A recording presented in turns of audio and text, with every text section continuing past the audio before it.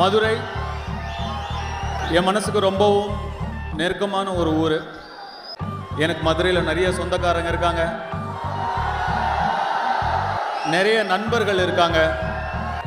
நான் மதுரையில் கிட்டத்தட்ட ஒரு 200-300 நாள் இருந்தேன். நான் ஆடுகளம் படத்தில் நடிக்கிறதுக்காக நடு ரோட்டில் இறக்கி விட்டுருவாங்க கொண்டு போய்.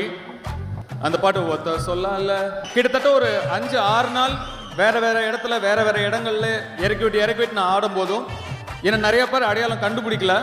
அவ்வளோ சந்தோஷமா இருந்தது. இந்த ஊரோட ஆள் மாதிரி தான் நான் இருக்கேன், அதனால தான் என்னை யாரும் அடையாளம் கண்டுபிடிக்கல. இந்த மண்ணை சேர்ந்தவன் தான் இந்த ஊர் ஆள் மாதிரி தானே இருப்பேன். சங்கராபுரம் எங்க அம்மா பிறந்த ஊர், மல்லிகாபுரம்ங்கிறது எங்க அப்பா பிறந்த ஊர்.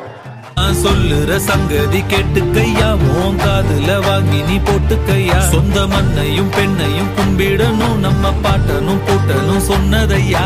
என் ஜாமி ஏ என் ஜாமி.